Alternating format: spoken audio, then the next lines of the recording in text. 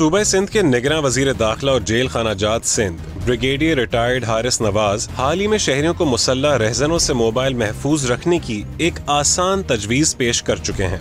ऐसी जगह रखें, अगर आपने पॉकेट के अंदर की साइड रखेंगे चोरी नहीं होगा, अगर पॉकेट में डालेंगे तो चोरी हो जाएगी। एक तो ये है। उनकी इस तजवीज़ ने अवाम को एक ख़ास तजस्सुस में डाल दिया है। तो मोबाइल आप कहीं भी रखें, बेशक आप जराबों में रखें, कहीं भी रखें, आपका मोबाइल छीनना ही है। मैं समझता हूँ कि ये बड़ी जो है उन्होंने अहमकाना बात की है।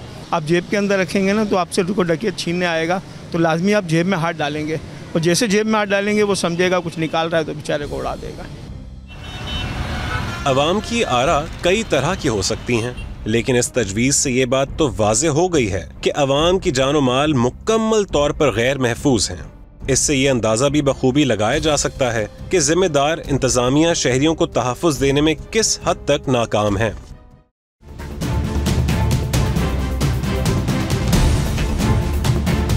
शहर कराची में स्ट्रीट क्राइम की सूरत हाल पहले की तरह आज भी तशवीशनाक है। रोज रोज की वारदातों ने शहरियों का जीना हराम कर रखा है। दूसरी जानिब जराइम पेशा अफराद शहर भर में सरेआम दंदनाते फिर रहे हैं। इस शहर में किसी भी वक्त किसी भी जगह किसी को भी लूटा जा सकता है। शहर भर में बेखौफ दंदनाते फिरने वाले मुसल्लह डकैत कानून और ज़मीर की गिरफ्त से मुकम्मल तौर पर आज़ाद हैं। मज़ाहमत पर ये मुसल्लह अफराद किसी की जान लेने से भी दरेग नहीं करते। जो ग्रुप्स इसमें इन्वॉल्व हैं उनके खिलाफ भरपूर कार्रवाई की है और कर रही है। उसमें ग्रुप आइडेंटिफाइड हैं। मोबाइल स्नैचिंग और मोटरसाइकिल स्नैचिंग जो है वो बहुत ज़्यादा है। मोबाइल फ़ोन का छीना जाना मुबैना तौर पर स्ट्रीट क्राइम की फहरिस्त में सबसे ऊपर है। दीगर जराइम में किसी भी किस्म की रहजनी, डकैती, लूटमार, भत्ता, इगवा बिराए तावान और कत्ल शामिल हैं।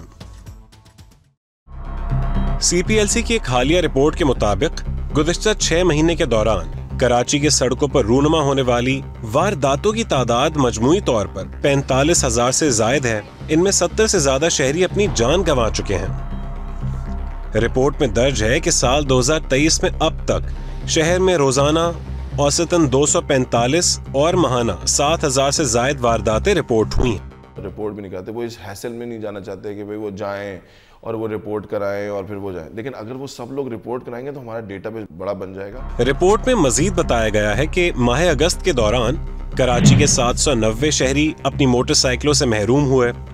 2,582 शहरियों के मोबाइल फोन छीने गए, जबकि 48 अफराद को अपनी गाड़ियों से ही हाथ धोना पड़ा। इन तमाम अदाद शुमार का ताल्लुक सिर्फ रिपोर्ट किए जाने वाले वाकयात से है, जबकि कराची में वारदात रिपोर्ट ना कराने का रुझान तशवीशनाक हद तक ज्यादा है।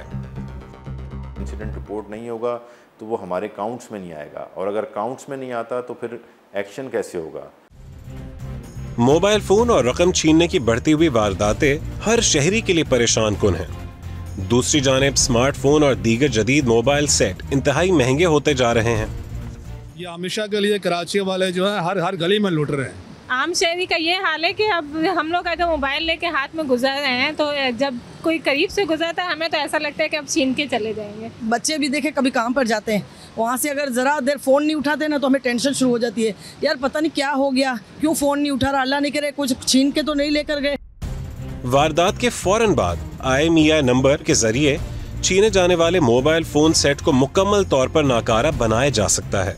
PTA के थ्रू उसका IMEI ब्लॉक हो जाता है तो वो फ़ोन पाकिस्तान में फिर ऑन नहीं हो सकता। लेकिन शहरी आम तौर पर ऐसा करने से कासिर रहते हैं, लिहाजा ऐसी वारदातों की मौसर हौसला शिकनी मुमकिन नहीं हो सकती।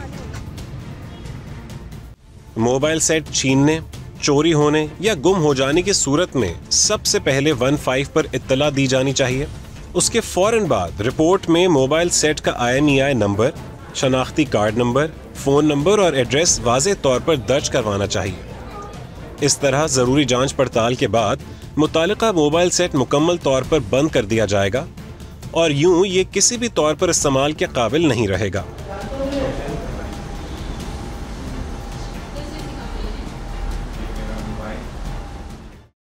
अगर छीना या खोया हुआ मोबाइल सेट किसी खुशनसीब को वापस मिल जाता है तो PTA जरूरी मालूमात और तस्दीक के बाद उसे बहाल कर देती है।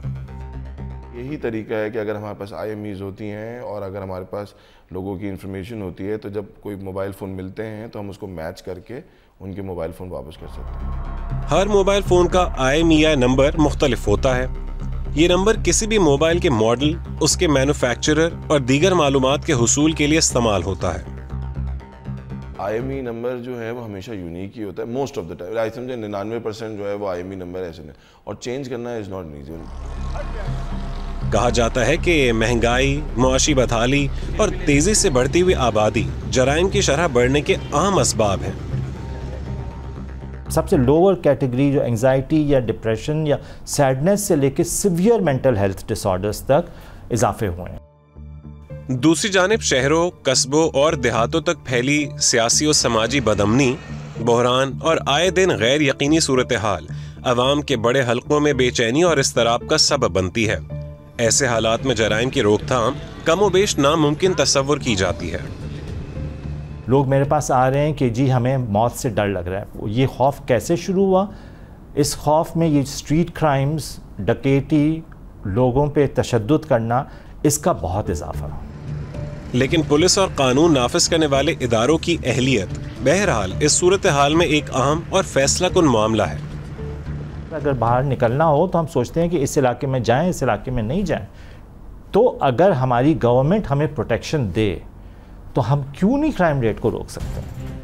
ये भी हकीकत है कि जराइम की नौयत और वारदातों की औसत तादाद का हुक्मरानों की अहलियत, नीयत और मंसूबाबंदी से बराह रास्त ताल्लुक होता है। ये बात जितना जल्दी, जितने ज्यादा लोगों को समझ में आ जाए, कौम के लिए उतना ही बेहतर है।